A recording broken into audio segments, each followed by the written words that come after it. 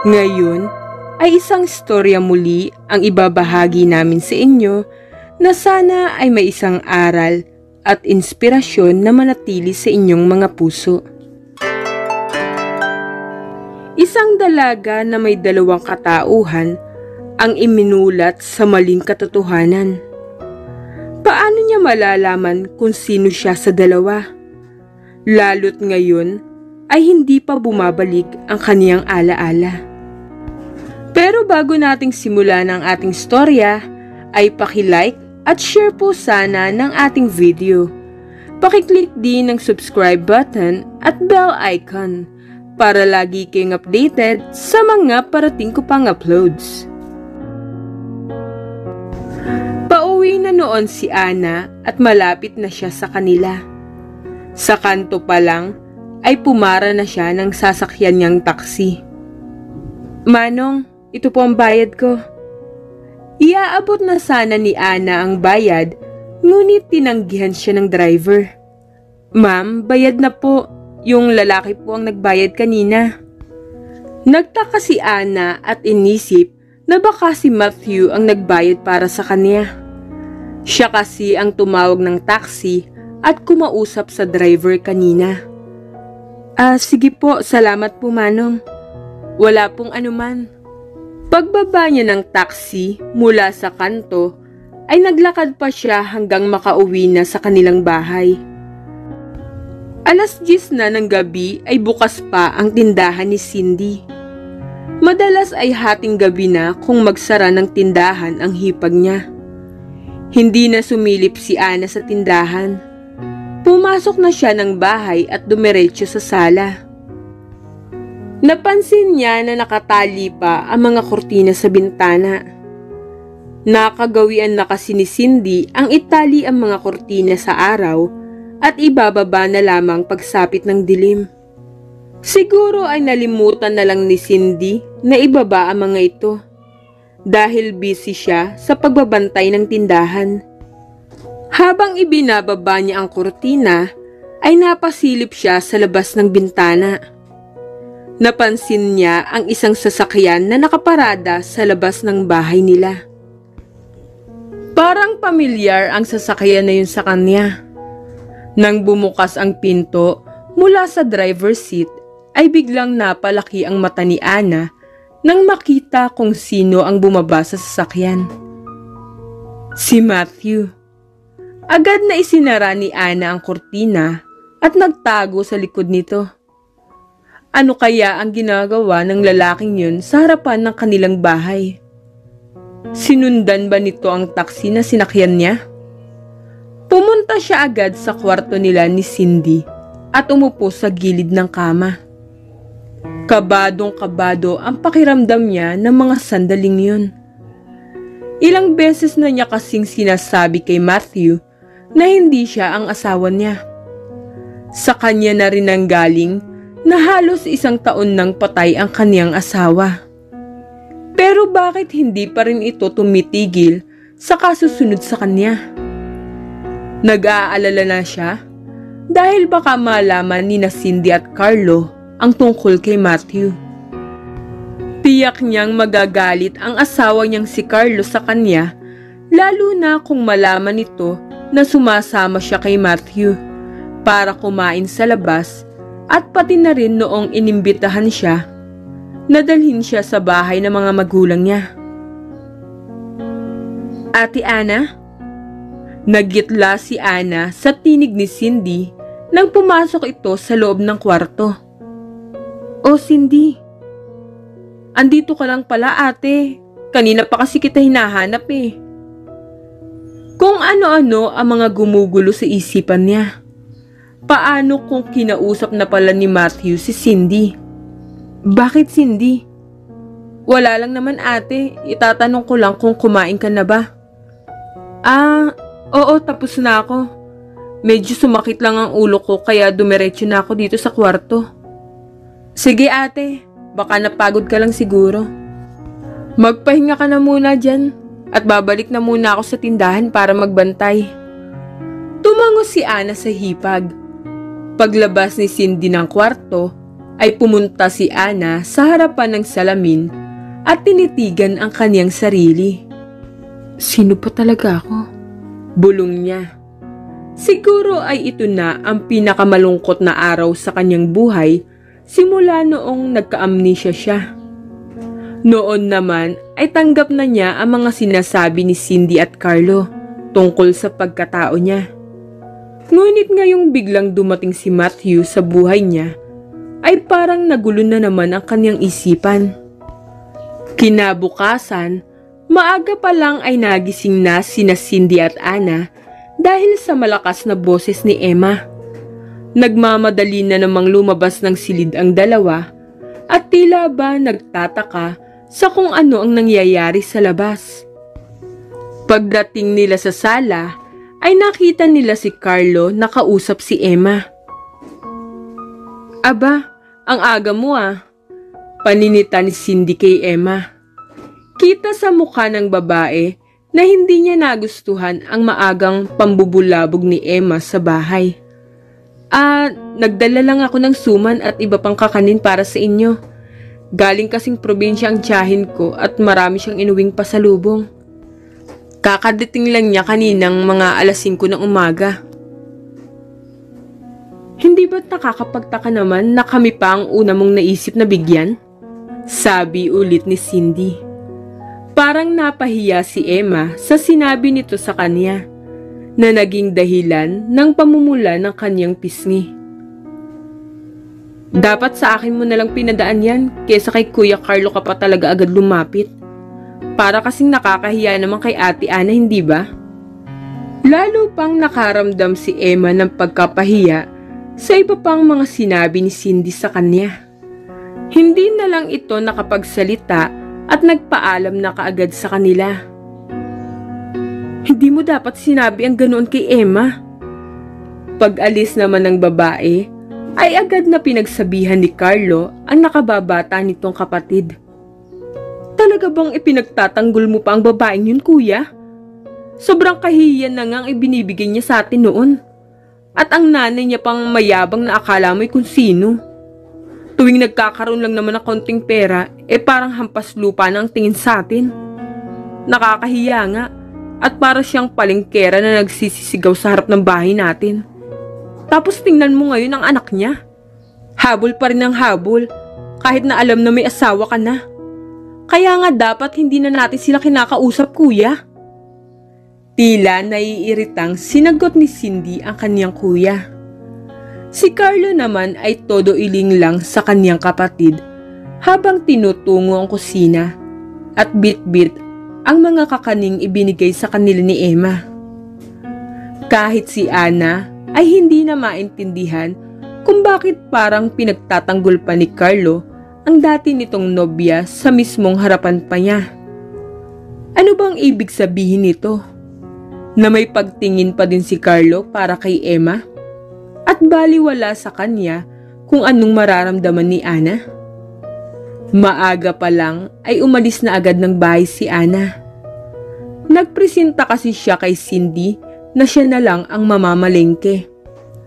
Hindi pa man siya nakakalayo ay biglang may humawak sa kanyang braso. Anong ginagawa mo dito? Aalisin na sana ni Ana ang kamay ng lalaki sa kanyang braso, ngunit mabilis siyang nahawakan nito sa isa pang braso. Agad siyang kinaladkad nito papunta sa loob ng sasakyan.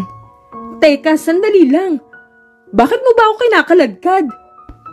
Huwag ka nang maingay at sumunod ka na lang. Natakot si Ana at hindi na alam ang gagawin niya. Kikidnapin ba siya nito? Noong nakasakay na siya sa loob ng sasakyan, ay parang noon lang siya natauhan sa nangyayari. May balak nga itong masama sa kanya. To! Sisigaw na sana siya para humingi ng tulong, ngunit biglang tinakpan ng lalaki ang kanyang bibig. Pagkatapos ay itinali nito ang dalawa niyang kamay. Nagulat naman siya nang makita ang mukha ng lalaki na nakapwesto sa driver's seat. Hindi siya pwedeng magkamali. Si Matthew ang lalaking ito. Pero bakit naman siya kikidnapin ni Matthew? 10,000 piso ang inabot ni Matthew sa lalaking kumaladkad sa kanya. Sir Matthew, sobra naman po ata to. Wala yan, sige na, bumaba ka na. Ngumiti naman ang lalaki kay Matthew at nagpasalamat. Napakunot na lamang ng noo si Anna sa pagbaba ng lalaki sa sasakyan. Naisip ni Anna na mukhang nagsisinungaling lamang si Matthew sa sinabi nito sa kanya na kamukhang kamukha niya ang asawa nitong si Hazel, at ang totoo ay may balak lamang talagang masama ito sa kanya. Pero bakit sa dinami-dami ng babae ay siya pa? Akala pa naman niya ay napakabuting tao ni Matthew at mukha namang mababait ang mga magulang niya noong nakilala niya ang mga ito. Naiwan silang dalawa sa loob ng sasakyan, ngunit sa tingin ni Anna ay mahihirapan pa rin siyang makatakas sa kanya.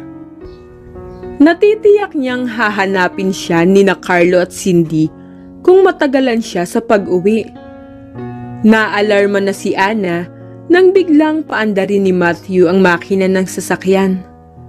Pinipilit niyang magpumiglas at kumawala mula sa pagkakatali. Gusto niya ring sumigaw, ngunit hindi niya magawa. Malaya naman ang mga paa niya, kaya't sinipa niya ang pinto sa tagiliran niya. Wala namang naging epekto iyon, kaya't humarap siya sa lalaki at sinipa ang binti nito. Ano ba, Hazel? Sira ba tong lalaking to? Paano naman makakasagot si Anna sa tanong na yon, gayong nakatakip ang kanyang bibig? At isa pa, hindi Hazel ang pangalan niya. Okay, aalisin ko ng takip sa bibig mo, pero ipangako mo na hindi ka sisigaw. Tumango ang babae ng maraming beses para makasiguro ang lalaki na hindi talaga siya sisigaw. Nang inalis na ng lalaki ang takip niya sa bibig, ay naginhawaan na ang babae at lumuwag na din ang kanyang paghinga. Ano bang kailangan mo sa akin? Hindi mo ba alam na pwede kang makulong sa ginagawa mo? Ang akala ko pa naman mapagkakatiwalaan kita, pero hindi pala. Hazel! At ilang beses ko pang sasabihin na hindi nga ako si Hazel. Ang pangalan ko ay Anna. Inis na si Anna dahil sa paulit-ulit na pagpapaalala sa lalaki na hindi siya si Hazel. Idiniretso ni Matthew ang kanyang tingin sa kalsada. Uuwi na tayo sa bahay, sabi nito. Sa bahay? Tanong naman ni Anna. Oo.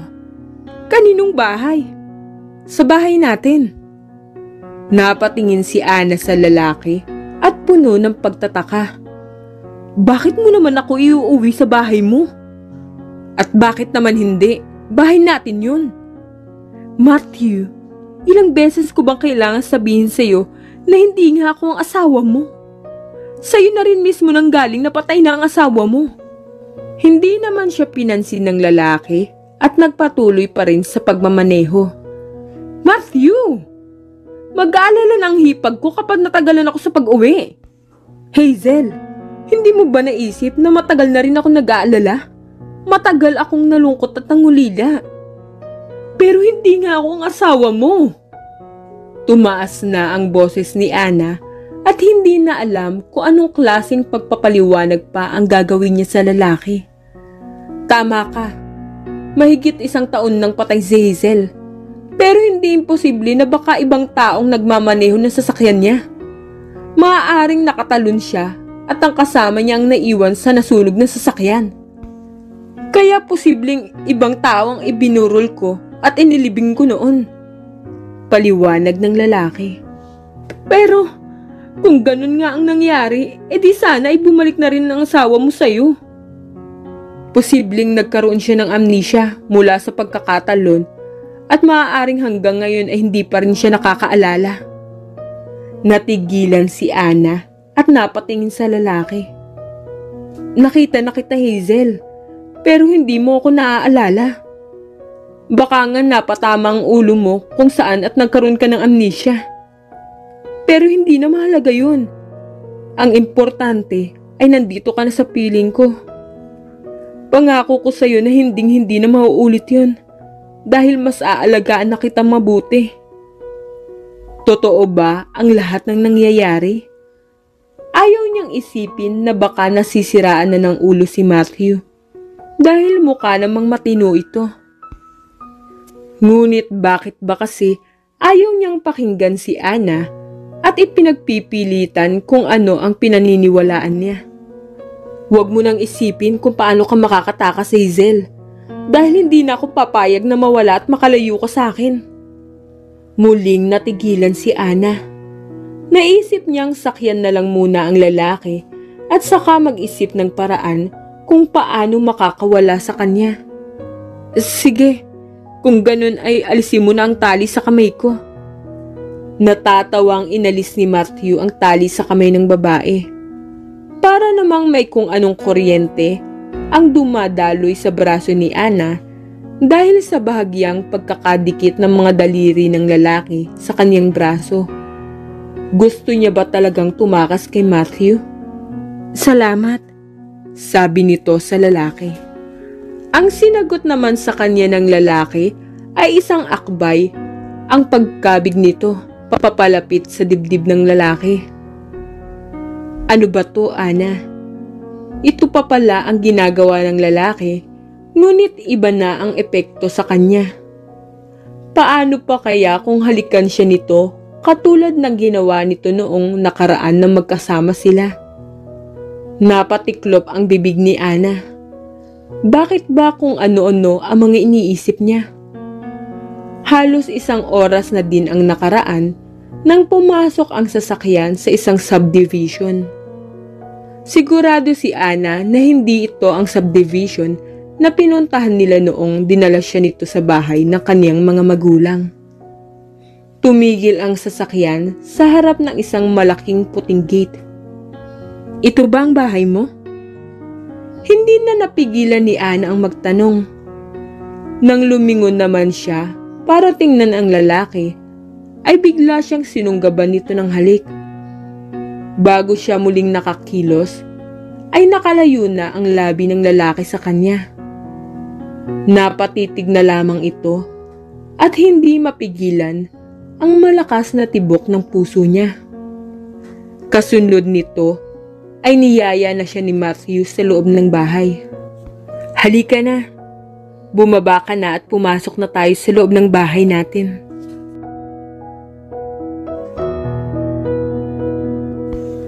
Sa labas pa lamang ng bahay ay nalula na si Ana sa laki ng bahay ni Matthew.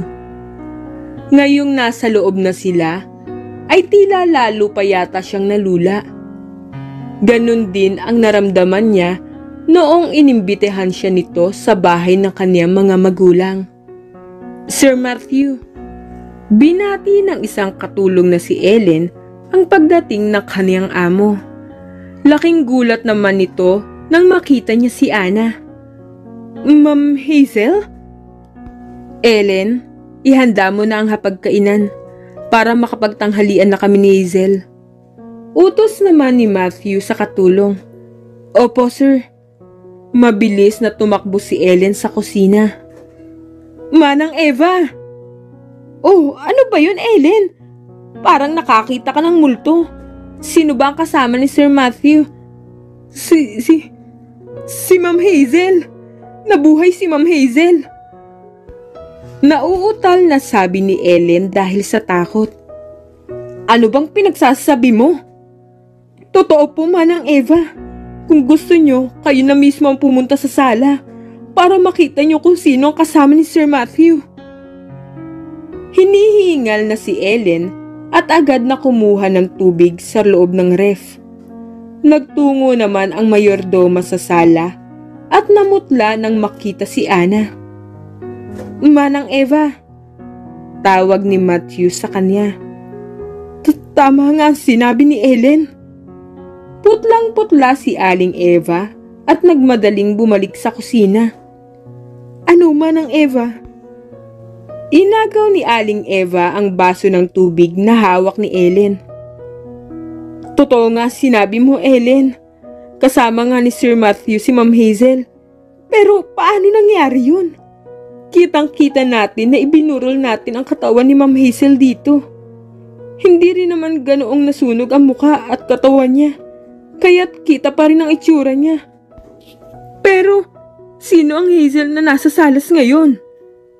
Labis ang pagtataka ng mayordoma kung sino ang Hazel na nakita nilang kasama ni Matthew ngayon. Hindi kaya si Miss Kayla yun? Baka nagpa-plastic surgery lang siya para magustuhan siya ni Sir Matthew. Alam naman nating patay na patay ang babaeng yun kay Sir. Kung si Miss Kayla nga yun, bakit pati ang boses ni Ma'am Hazel ay kuha niya?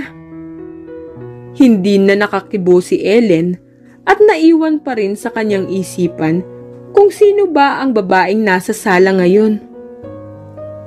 Ang mabuti pa ay maghanda na tayo ng pananghalian para makakain na sila, sabi ni Aling Eva. Kumilos naman kaagad si Ellen, ngunit halatang nag-iisip pa rin ito. Nakasabit sa living room ng bahay ang malaking wedding portrait ng mag-asawang Matthew at Hazel. Ito ang nakakapagpatunay na tama ang sinasabi ng lalaki. Kamukhang kamukha nga ni Anna ang namatay na asawa nito. Ilang sandali lang ay tinawag na sila ng mga kasambahay para mananghalian. Tahimik lamang si Anna at puno pa rin ng katanungan ang isipan habang kumakain. Pagkatapos mananghalian, ay dinala siya ni Matthew sa master's bedroom. Maging sa loob ng kwartong iyon, ay nakadisplay ang litrato ng yumaong si Hazel. Parang nananalamin lamang si Anna habang nakatitig sa litrato ng babae. Bakit nga ba magkamukha sila ni Hazel? Magkamag-anak ba sila? Magkapatid? Kakambal? Mayroong 4 na pinto sa loob ng kwarto. Ang isa ay patungo sa terrace. Ang isa naman ay sa bathroom. Ang isa pa ay sa library ni Matthew. At ang huli ay isang secret door. Ayon kay Matthew, ang secret door ay nagsisilbing emergency exit. Mula roon ay makakarating ka sa likurang bahagi ng bahay kung saan may daan patungo sa labas. Ngayon pa lang ay naiisip na ni Anna na magiging magandang daan iyon para makatakas sa lalaki. Namangha si Anna nang makapasok na sila sa bathroom. Napakalawak nito at parang isang buong kwarto na din ng lalaki. Mayroong walk-in closet sa loob ng banyo. Lalabas na sana ng bathroom si Anna, ngunit biglang sunod sa kanya ni Matthew. Matthew? Ang tagal mo naman. Naiinip na ako kaya pumasok na ako. Lalabas na sana si Anna, ngunit hinawakan ng lalaki ang kanyang braso. Wala ka pa rin bang naaalala? Sino ba kasing nagsabi sa'yo na may amnesia ako? Tanong nito sa lalaki. Kahit sino naman, ayun din ang maiisip kung hindi mo maalala ang sarili mong asawa. May asawa na ako at hindi ikaw yun. Kailan mo ba maiintindihan na hindi ako si Hazel? At hindi ko talaga maalala mga sinabi mo dahil hindi naman kita kilala. Hindi na kumibo si Matthew, pero titig na titig pa rin siya sa mata ng babae. Bakit, Matthew? Hindi ako naniniwala sa'yo. Wala na akong pakialam kung hindi mo ako paniwalaan. Pero hindi mo dapat ako dinala. Naputol ang pagsasalita ni Anna nang kabigin siya ng lalaki papalapit sa kanya. Hindi na naiwasan ni Anna ang pagdampi ng labi ng lalaki sa kanya.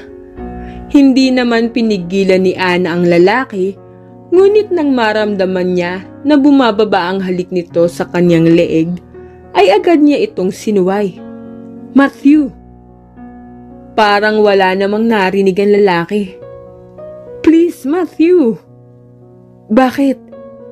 Tanong ni Matthew bago ipinagpatuloy ang pagsiil muli ng mainit na halik sa kanyang mga labi. Maya-maya pa'y dumako ang kanyang paghalik sa may tenga ng babae. Lalong naalarma si Ana at bahagyang naitulak ang lalaki. Pero hindi pa rin natinag si Matthew. Ilang sandali lang ay naramdaman na ni Ana ang paglibot ng kamay ng lalaki sa kanyang katawan. Gusto na niyang itulak ng malakas ang lalaki, ngunit nahihiya siya dahil baka ma-offend ito kung sakaling gawin niya yon. Pero hindi niya rin namang gusto na magpatangay sa ginagawa sa kanya. Itinulak na niya ng malakas ang lalaki at wala nang pakialam kung magalit ang lalaki sa kanya. Anong problema? Ano ka ba, Matthew? Han, hindi mo na ba ako namimiss? Bakit ba ayaw mo akong intindihin? Bakit ba hindi mo na lang tanggapin na hindi ako si Hazel? Napansin niya ang panlilisik ng mata ng lalaki. Dahil doon ay bigla siyang nakaramdam ng kaba. Pero pagdaan ng ilang sandali ay lumabas na rin naman ng bathroom si Matthew. Napahinga muna ng malalim ang lalaki bago niya bitawan si Ana. Hinabol ng tingin ni Ana ang paglabas ng lalaki. Paano na lang kung sa susunod ay hindi na niya magawang pigilan si Matthew? At ang nakakabahala pa ay kung kahit ang sarili niya ay hindi niya rin magawang pigilan. Tiyak niyang nag-aalala na sina Carlo at Cindy. Kung makatakas man siya dito, ay paano naman niya ipapaliwanag sa magkapatid ang pagdakip sa kanya ni Matthew? Kung magkataon, ay magiging malaking gulo yun para sa kanila. Hindi makapaniwala si Mr. Jason Bautista sa ginawa ng kaniyang anak. Hindi ba't sinabihan na kita noon pa lang, Matthew? Malaking gulo ang mangyayari kung paiiralin mo yung kalokohan mo. Kamukha niya lang si Hazel, pero hindi siya ang asawa mo. Pero Papa, para sa akin ay siya pa rin si Hazel. Ano bang kalokohan ang pumapasok niya sa kokote mo, ha? May asawa na si Ana at may sarili siyang buhay. Ang asawa mo naman patay na. Bakit ba hindi mo yung matanggap? Galit na galit si Mr. Jason sa kaniyang anak. Natahimik na lamang si Matthew. Si Mrs. Michelle Bautista naman ay nakaramdam ng awa para sa kaniyang anak. Alam niyang hanggang ngayon ay hindi pa rin tanggap ni Matthew ang pagkamatay ng kaniyang asawa. Mahal na mahal nito si Hazel. Wala namang magawa ang mag-asawa para sa kanilang anak. Mabuti pa noong bata pa ang kanilang anak, ay bigyan mo lang ng laruan o di kaya'y candy, ay tatahan na mga ito. Pagkatapos maligo ni Ana, ay lumabas siya sa banyo at namili ng masusuot na pantulog sa closet. Wala sa kwarto noon si Matthew. Kanina naman ay inutusan niya ang katulong na sina Ellen at Paula para mamili ng mga damit para kay Ana. Si Aling Eva naman ay naiwan para magluto ng kanilang hapunan. Hindi maintindihan ni Ana kung paano nagawang mamili agad ng napakaraming damit ng dalawang katulong sa loob lamang ng maikling oras. Nahiga na si Ana sa kama at napansin ang litrato ni Hazel sa ibabaw ng side table. Kinuha niya yun at pinagmasdan ng maigi. Pakiramdam niya ay tinititigan niya ang sarili niyang litrato. Ibinalik na niya ang litrato sa side table at umayos na sa pagkakahiga. Natigilan naman siya nang maisip na mamaya ay tatabihan na siya ni Matthew sa pagtulog. Pero kailangan ba talaga na magtabi sila sa iisang higaan? Antok na si Ana kaya't pumikit na agad siya. Naisip niya na baka naman sa ibang silid matutulog si Matthew dahil napakarami namang bakanting silid sa bahay na yon. Kadalasan ay namamahay si Ana at hindi nakakatulog sa isang bahay. Pero sa paglapat pa lamang ng kanyang likod sa higaan ay madaling nakaidlip si Ana. Siguro ay dala na rin ng pagod kaya't ganoon na lamang siya kabilis nakatulog. Naalimpungatan naman siya nang maramdaman na may dumampi sa kanyang labi. Pagmulat niya ay nakita niya si Matthew. Matthew? Bigla siyang napalayo sa lalaking katabi. Pasensya ka na kung naistorbo kong pagtulog mo. Hindi ko kasi napigilan ang sarili ko na halikan ka. Titig na titig siya sa lalaking tumabi sa kanyang higaan. Gustuhin man niyang lumayo ay hindi niya magawa. May kung anong puwersa ang pumipigil sa kanyang katawan na gawin yun. Hinawakan siya ng lalaki at mas lalo pang hinila papalapit sa kanya. Matagal silang nagkatitigan na para bang parehong naghihintayan. Maya-maya pa'y hindi na nakapagpigil pa si Matthew at siniil ng halik ang babae. Naramdaman na din ni Ana ang paglalakbay ng mga kamay nito sa kaniyang katawan. Ngunit hindi na niya ito pinansin at parang nadala na sa ginagawa ng lalaki sa kanya. Matthew, sinusubukan kong pigilan pero no, hindi ko gusto na pigilan mo. At hindi mo rin kailangang pigilan dahil asawa mo ko. Pero alam nating dalawa na hindi totoo yan. Patay na si Hazel at may asawa na rin akong iba. Pero hindi ko kayang pigilan. The first time I saw you, I was already attracted. At alam ko sa sarili ko na mali yun. Shh, tama na. Hindi mo na kailangang magsalita pa. Pinigilan ni Matthew sa pagsasalita si Ana. Muli niyang ginawaran ng mainit na halik ang babae. Gumapang ang mainit nitong mga palad sa katawan ng babae. Sinubukan pa rin niyang pigilan ni Ana, ngunit hindi ito tumigil. Matthew, natatakot ako. Anong dapat mong ikatakot? Sigurado akong magwawala sa galit si Carlo kapag nalaman niya to. Ayoko nang dahil sa akin ay may masaktan sa inyong dalawa. Nag-aalala na si Ana sa kung anong pwedeng mangyari pagkatapos nito. Ngunit kahit ang sarili niya ay hindi na niya magawang pigilan pa.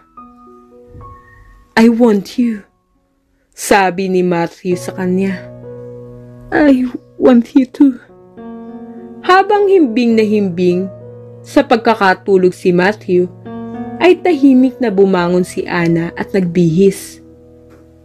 Buong ingat siyang humakbang at binuksan ang pintuan sa secret door na nasa loob ng master's bedroom. Dito siya dadaan para makatakas sa loob ng bahay. Habang bumababa ng hagdan, ay parang ang bigat ng bawat hakbang ng babae. Nasasaktan siya dahil alam niyang mayroon na siyang pagtingin sa lalaki. At kanina lamang ay hinayaan na niya na masunod ang nararamdaman niya. Napapikit ng madiin si Ana nang maisip ang kaniyang asawa. Isang napakalaking kasalanan ang nagawa niya kay Carlo. At hinding-hindi na yun mauulit pa. At hindi na rin dapat sila magkita pa ni Matthew. Pagdating sa bahay ay naabutan niya sina Carlo at Cindy na naghihintay sa pagbalik niya. Cindy! Ate Ana! Kita sa mukha ni Cindy na nakahinga na ito ng maluwag nang makita ang pagdating ni Ana. Agad itong lumapit sa kanya at niyakap ng mahigpit. Pasensya na kayo kung pinag-alala ko kayo. Saan ka ba nanggaling, Ate Ana? Akala namin mamamalengke ka lang. Mahabang kwento, Cindy. May isang lalaki kasi ang dumakip sa akin at pinagpipilitan na ako raw ang asawa niyang si Hazel. Nagulat naman ang magkapatid at kapwa nagkatinginan sila. Tinakasan ko lamang siya kaya ako nakauwi dito. Dugtong pa ni Ana sa magkapatid. Pagkatapos nilang mag-usap, ay pinagpahinga na siya agad ni Cindy. Kaunting oras na lamang ang itutulog niya dahil 2:00 na ng madaling araw. Maya-maya lang ay gigising na siya muli at haharapin na naman ang bagong araw. Kung dati ay ang pagkawala lamang ng alaala ang kanyang pinoproblema. Ngayon naman ay para nagkaroon ng kung anong kirot sa kanyang puso. Kailangan na niyang talikuran ang lalaki nagsasabi na siya daw ang asawa nito kahit alam na niyang mayroon na siyang pag-ibig para dito. Kinabukasan ay nagising sina Cindy at Ana dahil sa ingay na nanggagaling sa labas ng kanilang bahay. Pagbangon ng dalawa ay nakita nila si Emma kasama ang mga magulang nito sa labas ng kanilang bahay. "Aling Mayra, huminahon lang po kayo," sabi ni Carlo sa ina ni Emma. "Sa tingin mo ba, magagawa ko bang huminahon ngayong buntis ang aking anak at ikaw ang tinuturo niyang ama ng bata?" Nagulat si Ana sa kanyang narinig. Paano naman nangyari na nabuntis ng kanyang asawa si Emma? "Tapatin mo nga ako, Carlo. Totoo bang ikaw ang ama ng dinadala ni Emma, ha?"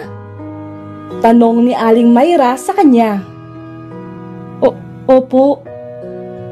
"Bakit mo ginawa to sa anak ko? May asawa ka na, Carlo." Aling Mayra. Sinusubukang iwasan ni Carlo ang mga hampas sa kanya ng matanda. "Anong gagawin mo ngayon sa anak ko, ha? Ginawa mong kabit ang anak ko. Kabit ng isang taxi driver? Ang lakas naman ng loob mo, anakan si Emma. Gayon taxi driver ka lang." Galit na wika ni Aling Mayra kay Carlo. "Ma, please. Hindi ko ho kayo dinala ni Papa dito para insultuhin ng ganyan si Carlo." Sinuway ni Emma ang kanyang ina at pinigil din ito sa pananakit kay Carlo. Inis na lumapit naman si Cindy para makasingit sa usapan. "Hayaan mo na nga sila, kuya. Kung ayaw nilang pumasok sa loob para makapag-usap na maayos, hayaan mo silang mapirag sa araw.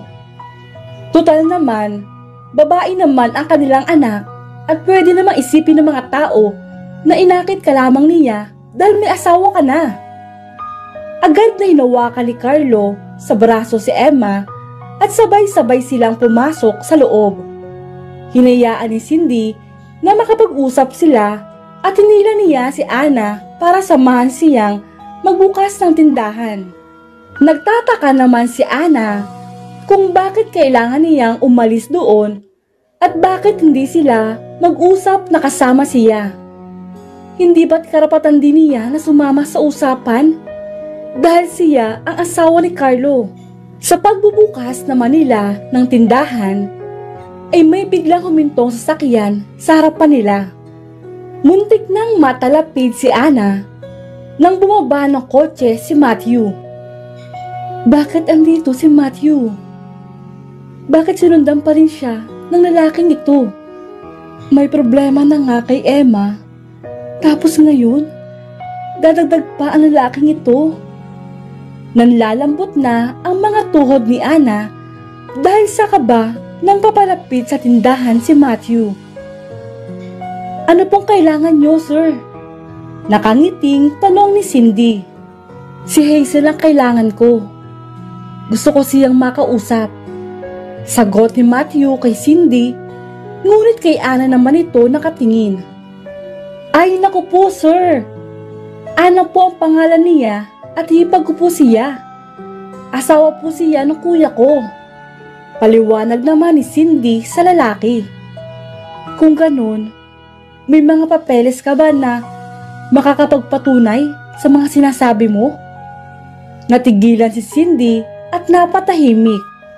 Dahil kung wala kayo at ako ang meron, ay hindi ninyo pwedeng itanggi na siya nga si Hazel. Isa pa, nakapagtanong-tanong na rin ako sa mga tao dito sa lugar ninyo. Ang sabi nila, bigla ninyo na lamang ipinakilala sa mga tao si Ana dito. At sabi nila, summer daw noon last year, noong una nilang nakita si Ana. Kung hindi ako nagkakamali, that was March 15 at iyon din ang parehong araw na aksidente ang asawa kong si Hazel. Mahabang paliwanag ni Matthew. Ang akala naman ni Ana ay papakitaan ni Cindy ng tapang ang lalaki. Katulad ng ginawa nito tuwing dumadating si Emma. Ngunit nagulat siya nang biglang umiyak si Cindy. Hindi naman namin gusto na manloko ng tao. Nagkataon lang na wala siyang maalaala noong dinala namin siya sa ospital. Ako din ang nakaisip na mag-imbento ng kwento para hindi siya matakot sa amin. Aaminin ko na din na ginawa ko iyon para makapagiganti sa kuya ko, sa ex-girlfriend niya. Pero lahat ng iyon ay idea ko at walang kasalanan si kuya. Umiiyak na ipinaliwanag ni Cindy ang lahat na nangyari noon. Hindi naman makapaniwala si Ana sa lahat ng kanyang narinig. Ibig sabihin pala ay imbento lang lahat ni Cindy ang mga kwento nito tungkol sa kanya. Hindi totoong asawa niya talaga si Carlo. Kaya pala kahit minsan ay hindi ito nagpakita ng marriage certificate sa kanya. At ibig sabihin ay hindi Ana ang tunay niyang pangalan. Hindi niya akalaing nasa loob ng 1 taon ay nabuhay siya sa kasinungalingan.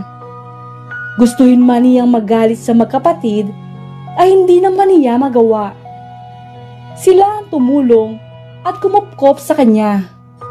Kahit kailan ay hindi siya pinabayaan ng magkapatid. Ang mahalaga na lang sa kanya ngayon ay hindi na niya kailangan na layuan pa si Matthew sapagkat siya ang tunay nitong asawa. Maayos siyang nagpaalam at nagpasalamat kina Carlo at Cindy. Hindi niya napigilan na mapaiyak nang iyakapin siya ng mahigpit ni Cindy dahil napamahal na rin ito sa kanya at itinuring na din niyang tunay na kapatid. Nang makasakay si Ana sa kotse ay tahimik na tahimik lamang ito. Hazel, Han? Tawag ni Matthew sa kanya. Lumingon lamang siya sa lalaki. Ngayon ay alam na niyang hindi Ana ang pangalan niya kundi Hazel. Kung noon ay sinanay niya ang kanyang sarili na paniwalaing siya si Ana, ngayon naman ay kailangan niyang sanayin ang kanyang sarili na hindi na siya si Ana at Hazel na ang pangalan niya. Bakit ang tahimik mo? Hindi ka ba masaya ngayong nalaman mo na ang totoo? Masaya ako, Matthew. Hinawakan ni Matthew ang isang kamay ng babae at saka hinalikan iyon. Uuwi na tayo, Han. Napangiti si Hazel sa sinabi ni Matthew. Tama pala ang sinasabi nila na ang isip ay maaaring makalimot, ngunit ang puso ay hindi kailanman. Kaya pala, noong magkita sila ni Matthew, kahit na hindi niya ito kilala, ay parang may kakaiba siyang nararamdaman. Kahit ngayon na hindi pa rin siya nakakaalaala, ay panatag na ang kalooban niya rito. Alam niyo, Manang Eva, hanggang ngayon ay hindi pa rin ako makapaniwala na nagbalik na si Ma'am Hazel. Tingnan mo naman si Sir Matthew ngayon, oh. Ang saya-saya niya at ang sigla. Tumingin ang mayordoma kay Ellen at nginitian ito. Oo nga, Ellen. Pero naguguluhan pa rin ako eh. Saan naman ho, Manang? Singit na tanong ni Paula. Hindi ba't nakita naman natin ang mukha ng bangkay na ating ibinurol dito? Kamukhang kamukha yun ni Ma'am Hazel. Kung hindi siya yun, sino ang babaeng namatay sa aksidente? Iyan nga rin ho ang isang malaking palaisipan sa akin, Manang Eva. Paano nangyari na nagkaroon ng dalawang Ma'am Hazel? Magtatakang sabi ni Ellen. Tama. At saka bakit iyong bumalik ay hindi tayo kilala? Dagdag pa ni Paula. Hindi kaya nagpapanggap lang ang babaeng iyan na siya ang asawa ni Sir Matthew? Kamukha niya lang si Ma'am Hazel. Pero ang totoo, patay na talaga ang asawa ni Sir. Siniko ni Paula si Ellen. Huy, ano ka ba? Baka mamaya marinig ka ni Sir Matthew eh. Baka naman nagkaroon lang siya ng amnesia. Pero kahit naman bumalik na si Ma'am Hazel dito sa bahay, ay hindi pa rin sila matatahimik. Sigurado akong manggugulong muli si Miss Kayla at ipagpipilitan na hindi si Ma'am Hazel ang inuwi ni Sir Matthew dito. Baka nga may kinalaman pa si Miss Kayla sa nangyaring aksidente noon kay Ma'am Hazel eh. Ano pong sinasabi ninyo, Manang Eva? Gulat na sabi ni Ellen sa sinabi ni Manang Eva. Maging si Paula ay nagulat din. Natigilan naman si Aling Eva dahil nadula siya sa kanyang sinabi. Ha? Ano ba kayo? Wala naman akong sinasabi. Para magpatay mali siya na lang, nasabi ni Aling Eva. Hindi nila alam ay narinig pala ni Hazel ang mga pinag-uusapan nila. Napagundong hininga na lamang siya bago lumayo sa kusina. Sino kaya ang babaeng binabanggit nila na si Miss Kayla? At bakit kaya parang galit ang mayordoma sa kanya? Papasok pa lamang si Hazel sa kwarto ay bigla siyang niyakap ni Matthew ng mahigpit. Matthew? Halatang nagulat ang babae sa ginawa ni Matthew. Saan ka ba galing? Akala ko ay tinakasan mo ng muli ako. Napangiti naman ang babae sa sinabi niyang iyon. Hindi ko na ulit gagawin yun sa'yo. Hindi na kita tatakasan. Promise. Pinulupot ni Matthew ang kanyang kamay sa baywang ng babae at walang tigil sa paghalik sa pisngi at mga labi nito. Han? Hindi mo pa sinasagot ang tanong ko. Sabi ni Matthew. Pangako, hindi na ulit ako aalis. Napangiti ang lalaki sa kanyang narinig. Pinagpatuloy niya ang paghalik sa babae. Maligayang maligaya ang mag-asawa sa muli nilang pagkikita. Kapwa sabik na sabik sila sa pagmamahal ng isa't isa. Napuno ng mainit na pagmamahalan ang unang gabi ng babae bilang si Hazel. Kinabukasan, mabilis na bumangon si Hazel at dumiretso sa banyo. Naghilamos siya at nagsipilyo ng ngipin. Nang umarap siya sa salamin at tinitigan ang kanyang sarili, ay saka niya lang nalaman na totoo nga ang lahat. Hindi nga ito isang panaginip lamang. Paglabas niya ng banyo, ay wala na rin sa silid si Matthew. Nahiga na ulit siya sa kama at ilang sandali lamang ay pumasok na muli si Matthew. Dala niya ang isang tray na puno ng pagkain. Breakfast in bed. Nakangiti na wika nito. Ngumiti siya sa lalaki at ibinaba nito ang pagkain sa isang maliit na table sa may bintana ng kwarto. May beef tapa, itlog, fried rice, saging, at orange juice para sa kanilang almusal. Habang sila ay kumakain, paminsan-minsan ay sinusubuan pa siya ni Matthew. Noong araw din na iyon ay hindi pumasok sa opisina si Matthew. Nanatili lang silang dalawa sa bahay na para bang bago silang kasal. Kung sa bagay, sabi nga sa kanya ni Matthew, halos ilang linggo pa lamang sila noong nagkakasal noon nang nangyari ang aksidente. February 28, noong nakaraang taon sila naikasal at noong taon ding iyon, no March 15, nangyari ang aksidente. Kaya ngayong muli silang nakita ni Matthew, kahit hindi pa din nagbabalik ang mga alaala ni Hazel, ay parang nasa honeymoon pa rin ang dalawa. Kinabukasan ay hindi pa din pumasok sa opisina si Matthew.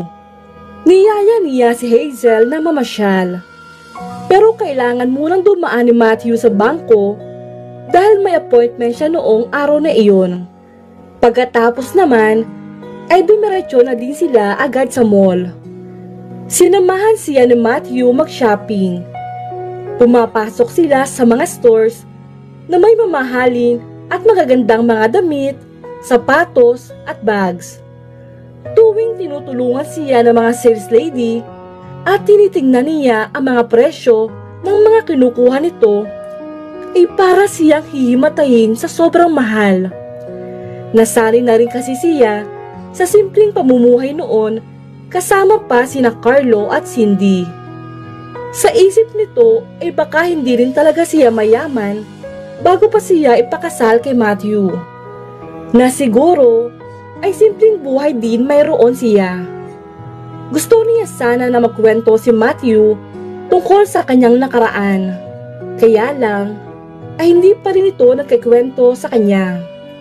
Gusto kasi nito ang lagi siyang hinahalikan at tinititigan siya ng matagal. Marami ring napamili si Matthew para sa kanya. Binilhan pa nga siya nito ng 2 relo, pati na rin ang bagong pabango. Gusto mong manood tayo ng sine? Nakangiting tanong ni Matthew. Sige. Pero paano itong dala natin? Ilagay muna natin sa kotse. Masayang nanood ng sine ang dalawa. Para silang magnobyo na hindi mapaghiwalay sa pagkakayakap habang nanonood. Pagkatapos noon ay kumain naman sila ng dinner sa labas. Napagod ng husto si Hazel pero naging maligaya naman siya noong araw na iyon. Hello? Matthew? Narinig ni Hazel ang mahinang pagtawag ni Matthew nang tawag niya ito sa telepono. Yes, Han? Pasensya ka na ha? Naistorbo ba kita? Nag-aalalang tanong ni Hazel. Hindi naman. Bakit mo naman naisip na naistorbo mo ako? Eh kasi syempre, nasa opisina ka at nagtatrabaho. Tapos bigla na lamang akong tatawag sa'yo. It's okay, Han. May karapatan ka namang gawin iyon dahil asawa kita. Napangiti naman si Hazel at parang kinilig sa sinabi ng kanyang asawa. Talaga? Oo naman, Han. Gusto na sanang sabihin ni Hazel na namimiss niya na si Matthew. Pero parang nahihiya lamang siya. Han? Is everything okay? Bakit bigla ka natahimik? Wala. Namimiss lang kita. Muli ay narinig ni Hazel ang mahinang pagtawa ng lalaki. Ako rin, Han. Miss na din kita. Gusto mo bang umuwi na ako? Wag! Mabilis na sumagot si Hazel. Bakit naman? Akala ko ba miss mo na ako? Oo nga, miss na kita. Pero ayoko naman na maapektuhan nito ang trabaho mo. Umuwi ka na lang ng maaga mamaya, ha? Kahit hindi niya nakikita si Matthew, ay sigurado siyang nakangiti ito ngayon sa kabilang linya. Okay, Han. Ikaw po ang masusunod. Pero, okay lang ba sa'yo kung umalis ako, Matthew? Saan ka pupunta? Bigla namang naalarma si Matthew sa pagpapaalam sa kanya ng asawa. Gusto ko sanang puntahan si Cindy. Namimiss ko na rin kasi siya. Ang akala ko pa naman, ako ang namimiss mo. Pero iba pala.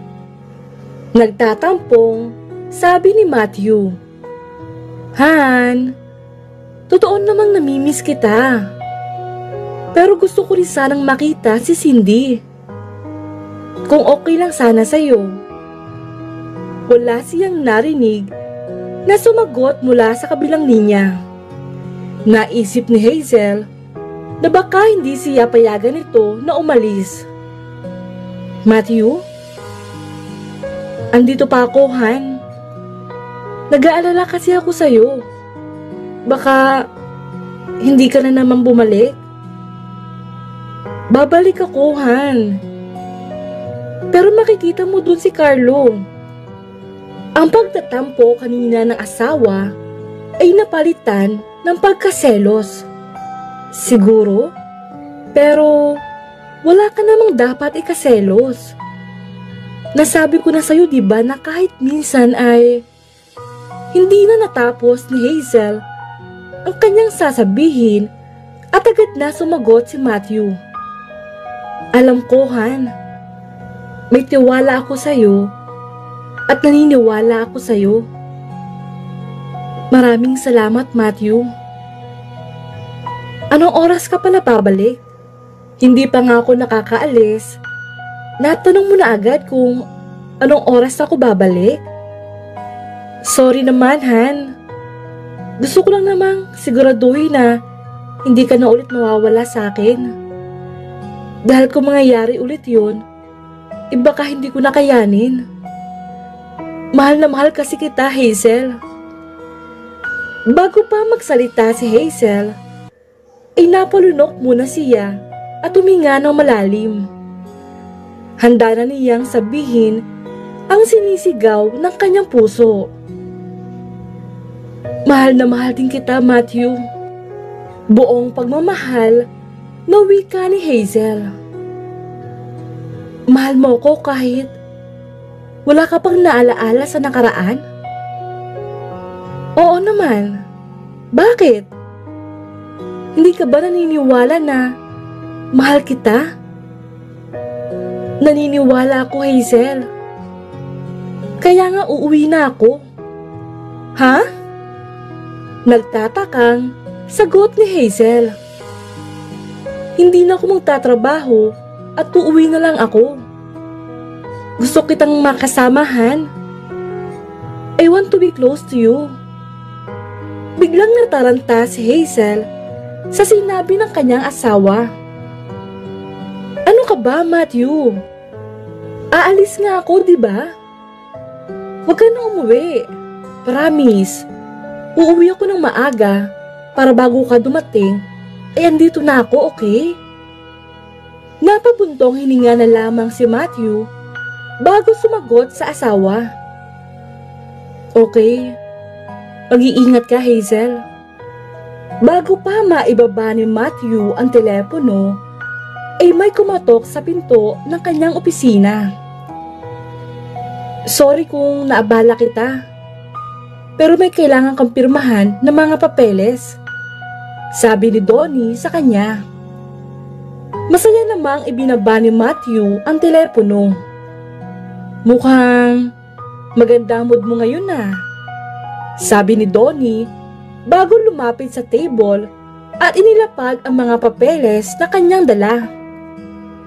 Sino ba yung kausap mo?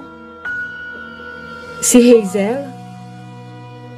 Nanlalaki ang mga mata na napatitig kay Matthew. Si Hazel? Oo, Si Hazel? Sinong Hazel? Nalilitong tanong ni Donnie sa kanya. Ang asawa ko. Lalong nagulat si Donnie sa sinabi ni Matthew. Pare, baka nabibigla ka lang. Patay na si Hazel. Paano mangyayari na siya ang kausap mo sa telepono?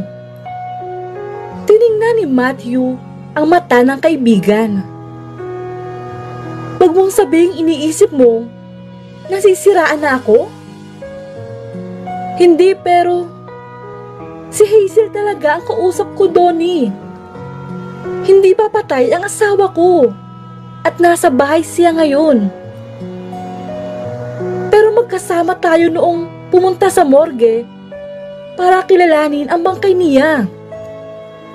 Siya din ang bangkay na ibinurol natin at inilibing natin, Matthew. Naguguluhan pa rin ang lalaki sa mga sinasabi sa kanya ni Matthew. Hindi ko rin alam kung paano nangyari iyon. Pero hindi ko na iniisip ang mga bagay na iyan. Dahil ang mahalaga sa akin ngayon ay buhay ang aking asawa, Donnie. Kinuha na ni Matthew ang papeles at inabot ang ballpen sa kanyang desk para pirmahan na ang mga papeles. Parang gusto magsisigaw ni Kayla habang nagmamaneho siya papunta sa bahay ni Matthew. Alam niya wala na ang lalaki doon. Pero hindi naman ang lalaki ang ipinunta niya kundi si Hazel.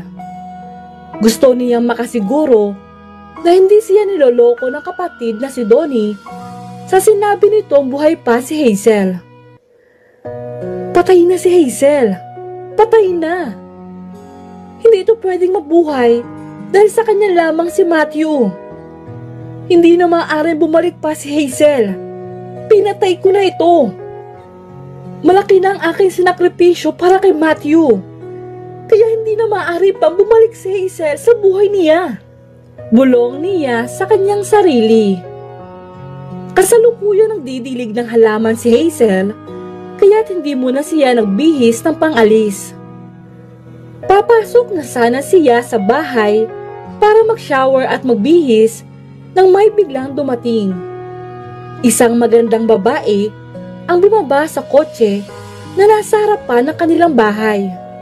Siguradong kakilala ito ni Matthew dahil kampante itong pumasok sa gate na para bang madalas nang ginagawa ng babae. Pero laking pagtataka ni Hazel nang titigan siya ng masama ng babae na pumwesto pa sa kanyang harapan. Hindi mo ba ako babatiin, Hazel? Napatitig siya sa babae. Hindi niya naman kilala kung sino iyon. Hindi kita maalaala. Hindi mo ako maalaala? Sabi ng babae habang nakataas ang isang kilay nito. Sa isip ni Hazel ay mukha namang mataray ang babaeng ito. Nakakapagtaka naman na hindi mo ako maalaala. Samantalang 1 taong ka lang namang nawala. Nagka-amnesia kasi ako eh. Amnesia? Oo, dahil sa isang aksidenteng nangyari sa akin. Paliwanag pa ni Hazel. Napabuntong hininga naman ang babae, ngunit napansin ni Hazel na hindi nito inaalis ang pagkakatitig sa kanya. Ako lang naman si Kayla. Siya pala ang babaeng palaging binabanggit ni Aling Eva tuwing magkakausap sila ni na Ellen. Nagka-amnesia ka? Kaya hindi mo ako maalaala? Imposible naman. Hindi mo ko madadala sa mga kalokohan na yan. Alam mo bang close tayo dati? At may sinabi ka sa akin sikreto na tayo lang dalawa ang nakakaalam. Nagulat si Hazel at nagtaka kung ano kaya ang sikreto na iyon. Tumitig muna sa kanyang mga mata si Kayla bago ito galit na nagsalita. May kakambal ka, Hazel. At Rose ang pangalan niya. Pero hindi lang sinasabi sa akin ni Hazel kung nasaan ang kapatid niya at kung bakit hindi niya ito ipinapaalam kay Matthew. Ako nga si Hazel. Bakit ba ayaw mong maniwala? Nalilito ng tanong ni Hazel. Hindi. Umiiling na sabi ni Kayla sa kanya. Dahil hindi mo ko kilala. Hindi mo alam na ako si Kayla at kaya kami naging magkaibigan ni Hazel ay dahil matalik na magkaibigan ang Kuya Donnie at si Matthew. At hindi mo alam yun dahil hindi ikaw si Hazel at ikaw si Rose. Nagpapanggap ka lang bilang Hazel. Isa kang impostor. Nagulat si Hazel sa mga sinabi sa kanya ni Kayla. Habang nakatitig si Hazel sa salamin ay hindi niya napigilan ang umiyak. Kung dati ay hindi niya alam ang kanyang pangalan at pagkatao dahil wala siyang maalaala. Nagkaroon man siya ng pangalan na Ana dahil sa imbento mga kwento ni Cindy sa kanya. Pansamantalang naging maayos ang kanyang buhay. Nang matagpuan niya si Matthew, ay pinagpilitan naman itong siya si Hazel. At dito ay nalaman niya na nagsisinungaling lamang pala si Cindy sa kanya. Ang akala niya ay magiging maayos na ang lahat dahil kasama na niya ang lalaking minamahal niya. Umasa na rin siya na balang araw ay muli magbabalik ang kanyang mga alaala. Ngunit ngayon ay dumating naman si Kayla sa buhay niya at sinasabi nito na siya raw si Rose at hindi si Hazel. Patuloy na ang pagpatak ng luha sa kanyang mga mata. Gulong-gulo na siya sa mga nangyayari. Sino ba talaga siya? At sino si Rose na sinasabi ni Kayla? Hindi ko na talaga alam ang aking gagawin. Iyak na wika ni Hazel sa kanyang sarili. Nakahiga si Hazel sa kama nang dumating si Matthew. Hindi pa rin niya makalimutan ang mga sinabi sa kanya ni Kayla. Naramdaman niya ang pag-upo ng lalaki sa kama, ngunit hindi naman niya iyon nilingon. Han? Hinaplos ni Matthew ang buhok ni Hazel. Pagkatapos ay nilingon na niya ang lalaki. Matthew? Anong oras ka dumating? Hindi na ako umalis. Parang nagulat si Matthew sa sinabi niya. Bakit? Nagbago kasi ang isip ko. Bakit parang matamlay ka, Han? Nag-aalala lang, sabi ni Matthew sa kanya pagkatapos ay tinabihan na siya sa kama. Nagpunta nga pala dito si Kayla. Gulat na napatingin sa kanya si Matthew. Kaya ba hindi ka na nakaalis? Hindi na talaga ako umalis dahil may sinabi siya sa akin. Napakunot ang noo ng lalaki at nagtataka kung ano kaya ang sinabi ni Kayla sa kanya. Ano naman ang sinabi niya sa'yo? Sinabi ko raw sa kanya noon na may kakambal ako at hindi ko raw iyon masabi sa'yo. Rose daw ang pangalan niya. Pero kung totoo nga iyon, bakit di mo nasabi sa akin? Ang sabi pa ni Kayla sa akin ay hindi raw ako si Hazel at ako raw si Rose. Hindi siya naniniwala na wala akong maalaala. Sinasabi niya na kaya daw wala akong alam sa naging buhay ko noon dahil ako daw si Rose at nagpapanggap lamang akong si Hazel. Niyakap na mahigpit ni Matthew ang asawa at hinagod ang likuran nito. Huwag kang maniwala sa mga sinasabi niya, Han. Gusto niya lang guluhin ang isip mo. Pero bakit naman niya gagawin yun? Natigilan si Matthew at kumalas sa pagkakayakap sa asawa. Hinawakan niya ito sa magkabilang balikat at tiningnan sa mukha. Matthew, may naging alitan ba kami ni Kayla noon? Bakit mo naman naitanong yan? Baka kasi galit lang sa akin si Kayla, kaya niya sinasabi iyon.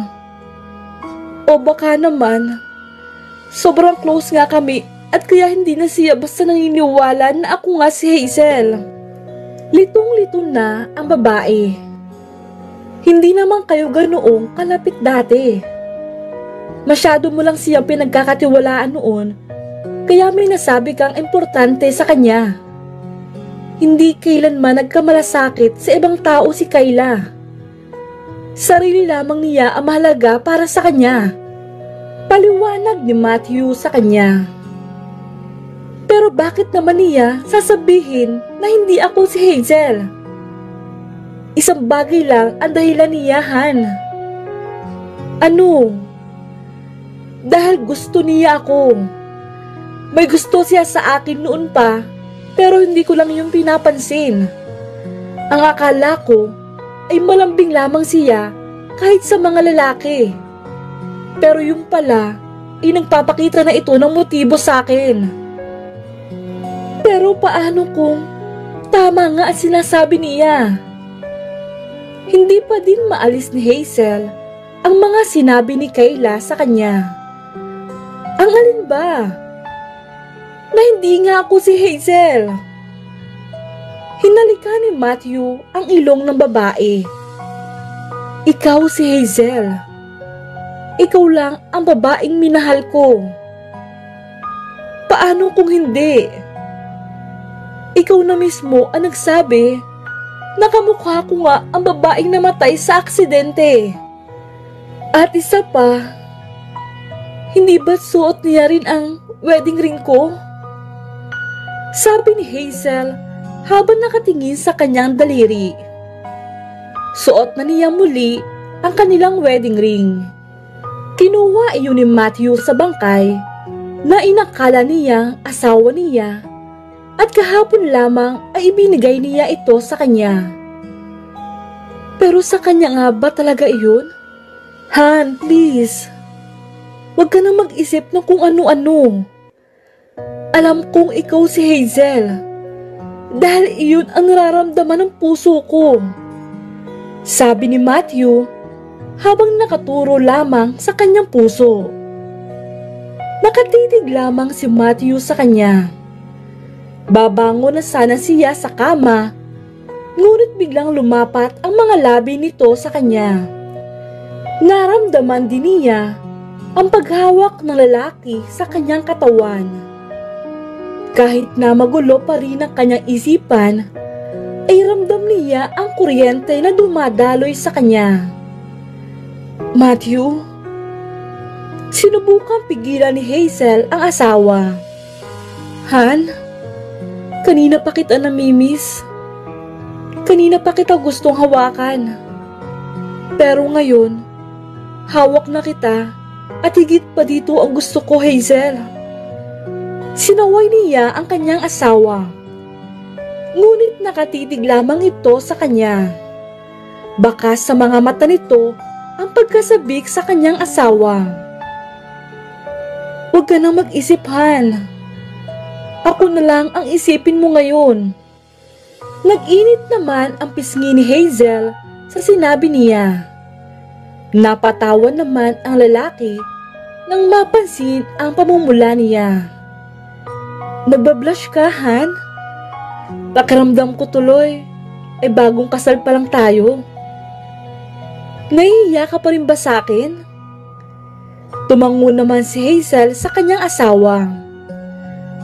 Huwag ka nang mahiyahan, sabi ni Matthew bago binigyan ng matamis na halik ang asawa.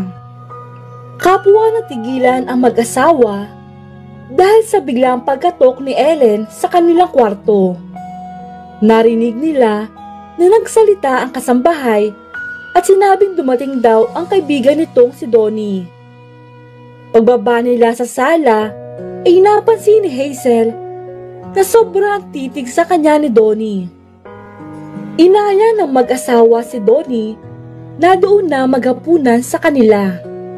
Pagkatapos nga nila maghapunan, ay uminom pa sila ng alak.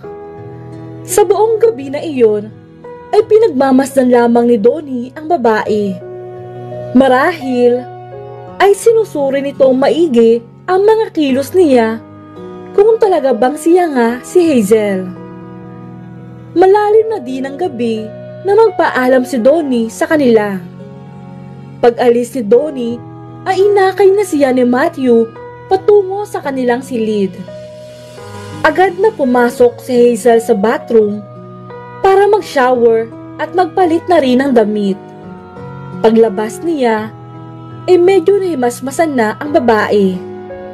Ngunit nakita niya na umiinom naman ng alak si Matthew habang nanonood ng TV. Nakita rin ni Hazel na may nakahandang baso ng alak para sa kanya. Pag-upo niya sa sofa, ay agad iyong inabot sa kanya ni Matthew. Tahimik lang na kinuha ni Hazel iyon bago itinutok ang mata sa telebisyon. Nahihilo ka pa ba? Tanong ni Matthew sa kanya. Sobrang lapit na mukha nito na halos maglapat na ang kanilang mga labi. Medyo. Pagkasagot ng babae ay mas lumapat pa ang mukha ni Matthew sa kanya. Unti-unting bumaba ang mga labi nito sa kanya. Hindi naman gumalaw si Hazel dahil alam nitong hindi niya na kayang pigilan ang susunod na mangyayari. Alam mo bang kanina ko pa gustong paalisin si Donnie? Bakit naman? Nakakaistorbo kasi siya sa atin. Alam mo naman kanina pa kita gustong masolohan. Sinugod ang halik ni Matthew ang kanyang asawa.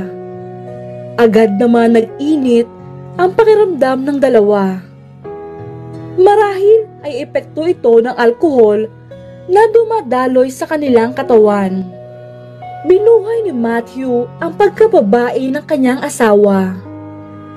Parang wala na siyang lakas dahil sa bagay na ipinararanas sa kanya ni Matthew. Ang tahimik nilang kwarto ay nabalot ng ingay ng pagmamahalan nilang mag-asawa. Mahal na mahal kita, Hazel. Mahal na mahal din kita, Matthew. Paano na lang kaya kung matuklasan nilang pareho na hindi pala talaga siya si Hazel? Niyaya ni Kayla si Hazel na pumunta sa kung saan. Nagpanggap ito na tutulungan niya si Hazel na maalaala ang kanyang nakaraan. Ngunit ang mapansin ni Hazel na kanina pa sila nagpapaikot-ikot ni Kayla ay bigla na siyang kinabahan. Nakita niya ang galit na nakaukit sa mukha ni Kayla. Parang gusto niyang pagsisihan na sumama pa siya sa babaeng iyon. Kayla! Ano? Nagulat si Hazel sa tono ng pananalita ni Kayla. Saan ba talaga tayo pupunta? Sa impyerno! Kayla, ano ba? Hindi ikaw si Hazel. Pinipilit pa din ito na hindi siya ang asawa ni Matthew. Ako nga si Hazel. Kahit wala akong maalaala, alam ko na mahal ko si Matthew at mahal niya rin ako. Manahimik ka. Ako lang ang pwedeng mahalin ni Matthew. Ako lang at wala nang iba. Parang wala na sa kanyang sarili si Kayla. Kung makapagsalita ito, ay parang obsessed na ito kay Matthew. Kayla, makinig ka. Mag-asawa na kami ni Matthew. At wala ka nang magagawa kundi tanggapin iyon. Bata ka pa at marami ka pang lalaki na pwedeng makilala. Ayoko ng iba. Si Matthew lang ang gusto ko. Pero Kayla, bakit hindi na lang ikaw ang lumayo at maghanap ng ibang lalaki? At ipaubaya mo na lang si Matthew sa akin. nagtitimpi na lang si Hazel sa babae. Gusto niyang sabihin na hindi naman ito gusto ni Matthew at siya lamang ang minamahal nito. Kayla, mag-asawa na kami ni Matthew at nagmamahalan kaming dalawa. Mahal ka lang niya kung ikaw nga talaga si Hazel. Pero sigurado ako, ikaw si Rose. Hindi pa rin matigil si Kayla sa pagpilit nito sa kung ano ang pinaniniwalaan niya. Hindi na alam ni Hazel kung anong klaseng pagpapaliwanag pa ang sasabihin niya. Alam mo ba kung bakit? Nakasisiguro akong hindi nga ikaw si Hazel. Bakit? Dahil ako ang pumatay sa kanya. Alam kong baguhan pa lamang siya sa pagmamaneho. Kaya tinanggalan ko ng preno ang sasakyan niya. Kaya sigurado akong namatay na si Hazel. Hindi makapaniwala si Hazel sa pag-amin na iyon ni Kayla. Hindi niya akalaing magagawa iyon ng isang babae dahil lang sa pagkahumaling sa kanyang asawa. Kaya alam kong hindi nga ikaw si Rose. Pero kung pipilitin mo talagang magpanggap na si Hazel para lang makuha mo sa akin si Matthew, ay hindi ako magdadalawang isip na patayin ka, katulad ng ginawa ko sa kakambal mo. Dito na nagsimulang matakot si Hazel. Kayla, huwag mong sabihin yan. Ako ang babaeng hindi marunong magbiro, Rose, at hindi mo ako mapipigilan pa. Kayla, ihinto mo ang sasakyan. Hindi na siya pinapakinggan ni Kayla at lalo pang pinaspasan ang pagmamaneho. Kayla, please, itigil mo na ang sasakyan. Bakit? Gusto mo na bang bumaba? Oo. Agad ay inalis ni Hazel ang seatbelt. Naghanda na siya para sa pagbaba niya sa sasakyan. Pero nagulat siya nang abutin ni Kayla ang pinto sa kanyang tagiliran. Kahit na umaandar pa ang sasakyan, ay itinulak siya ni Kayla papalabas.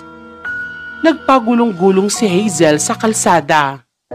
Pinagmamasdan pa rin niya ang matuling pagpapatakbo ni Kayla ng sasakyan. Bago pa siya mawala ng malay, ay nakita pa ng kanyang mga mata ang pagsalpok ng kotse sa isang poste. Parang bigla namang may kung anong alaala ang pumasok sa kanya. Rose! Rose! Sabi nito pagkatapos ay nawalan na ng malay. Nasa ospital na siya nang muli niyang idilat ang kanyang mga mata. Nakita niya na katabi na niya si Matthew at hawak-hawak nito ang kanyang kamay. Matthew? Hazel, salamat naman at nagkamali ka na. Si Rose, tanong nito sa kanya. Sinong Rose? Napapikit si Hazel at pilit na inaalaala ang nangyari. Si Kayla. Bago sagutin ni Matthew ang asawa, ay huminga muna ito ng malalim. Wala na siya, Hazel. Patay na siya at hindi na umabot pa sa ospital. Matthew, inamin na niya sa akin ang lahat. Siya ang may kagagawa ng aksidente noon. Tinanggalan niya ng preno ang kotse na niregalo mo sa akin noon. Dumaloy ang galit sa katawan ni Matthew dahil sa kanyang nalaman. Kanina ay itinulak niya ako papalabas ng sasakyan. Kitang-kita ko sa kanyang mga mata ang kagustuhan niya na mawala ako sa kanyang landas.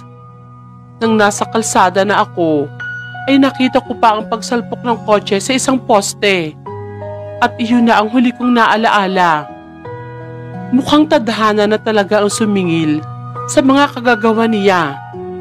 Kahit kailan ay hindi talaga magwawagi ang may maitim na balak sa kapwa nila.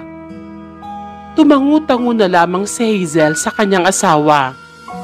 Nasa isip pa rin nito ang ginawa ni Kayla sa kanya. Pero kahit na ganoon ang nangyari, ay nalulungkot pa rin siya para sa sinapit nito.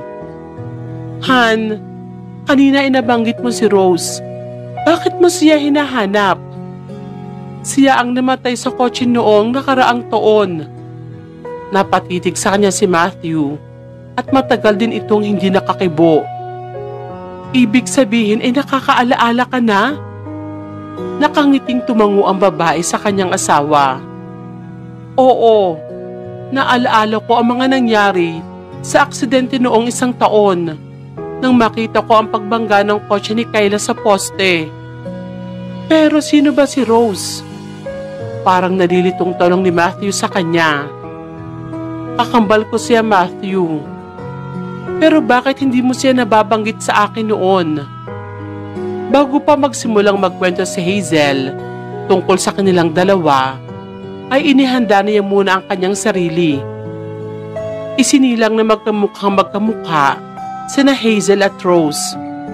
Ngunit mga bata pa lamang sila, ay kita na ang pagkakaiba ng ugali ng dalawa. Si Hazel ang masayahin, masigla, mabait, at palakaibigan. Samantalang si Rose naman ang kabaligtaran. Ito ang sinungaling, salbahe, at ubod ng silosa at inggitera. Mas gusto nito na mas mahal siya kesa kay Hazel. Pero paano mo ba naman gugustuhin ang isang taong masama ang ugali? Kahit ang mama nila ay napalayo na ang loob kay Rose. Pakiramdam niya ay ang papalang nila ang tanging kakampi nito. Kaya nagkaroon ito ng galit kay Hazel at sa mama nila. Noong minsan ay itinulak niya si Hazel sa hagdan, ay pinagalitan siya ng kanyang mama. Dahil sa inis nito, ay itinulak niya rin sa hagdan ang kanilang ina. Masama ang pagkabagsak ng kanilang mama sa semento, kaya ito ang naging sanhi ng pagkamatay nito. Marami na din ang nagsasabi sa kanilang ama na ipatingin sa isang psychiatrist si Rose. Sinunod naman niya ang payo ng nakararami sa kanya. At hindi nga sila nagkamali. May problema nga sa utak ang kakambal niya. Pilit niyang kinalimutan ang nangyari sa kanilang mama. Pero naalarma naman ang kanilang papa dahil sa pagsunog ni Rose ng kwarto ni Hazel. Mabuti na lang at walang nangyaring masama dahil agad na nasagip si Hazel ang kanyang papa.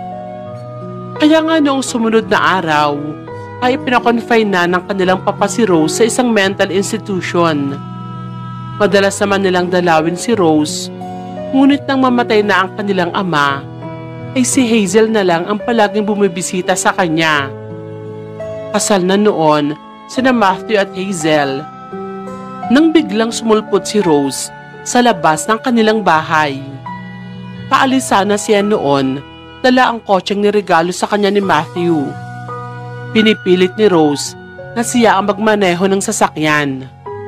Ayaw sana ni Hazel, ngunit nagpumilit pa rin si Rose. Dito niya nalaman na tumakas pala sa mental si Rose at sumama sa isang taxi driver. At doon daw siya natutong magmaneho. Rose, bakit ka naman tumakas? 8 taon na ako sa lugar na iyon at alam kong magaling na ako. Pero ayaw pa rin nila akong palabasin. Kaya napilitan akong tumakas na lang doon. Sandali nga lang. Bakit parang hindi ka naman masaya na nagkita tayo ulit? Masaya ako, Rose. Pero paano mo nalaman ang bahay ko? Takang tanong niya sa kakambal. Nag-iwan ka ng address mo sa institution. Pero noong puntahan ko iyon, ay lumipat ka na raw, sabi ng roommate mo. Siya na rin ang nagbigay sa akin. Nandito ko nga raw nakatira. Tama pala ang sinabi niya. Napakaswerte mo dahil mayaman at gwapo ang napangasawa mo. Ngiti lamang ang isinukli niya sa kanyang kakambal. Pumwesto na si Rose sa driver's seat at si Hazel naman sa katabi niya. Ay, wala nga pala akong lisensya ha. Eh paano ka magmamaneho? Eh di peherimin mo na lang ako ng lisensya mo. Total, magkamukha naman tayo. Kukunin na sana ni Hazel ang kanyang lisensya sa loob ng bag. Ngunit mabilis namang hinablot ni Rose ang bag niya. Sa akin na muna itong bag mo. Para kung sakaling magkaroon ako ng violation, ay hindi halatang hindi sa akin ang lisensya. Hindi na nakapagsalita si Hazel. Hinayaan niya lang ang kanyang kakambal sa kung ano ang gusto nito. Binuhay pa ni Rose ang makina ng sasakyan. Ang ganda naman ng singsing mo, sabi ni Rose na nakatingin sa daliri ni Hazel. Wedding ring ko ito. Masukat naman ako. Ha? Nabigla si Hazel sa hiniling sa kanya ng kapatid. Sige na, isusukat ko lang naman eh. Huwag ka nang madamot. Hindi man siya payag, ay hinubad pa rin ni Hazel ang singsing at inabot iyon sa kakambal. Agad naman iyong sinuot ni Rose. Ay, ang ganda oh. Kasyang-kasya sa akin. Pinaandar na ni Rose ang sasakyan. Matulin ang pagpapatakbo nito at kung saan-saan pa nito dinala ang kotse. Alam mo, inis na talaga ako sa'yo. Palagi na lang ikaw ang maswerte. Ikaw na lang ang parating gusto ng lahat. Sandali lang nating nakasama si Mama, pero ikaw ang paborito niya. Si Papa naman ay mas matagal na nabuhay, pero ikaw ang nakasama niya. Samantalang ako, 8 taon akong nabuhay ng mag-isa sa loob ng mental. Ngayong nakalabas na ako, ay nalaman ko pang napakaganda na ng buhay mo. Paano kaya kung magpalit na lang tayo ng katauhan?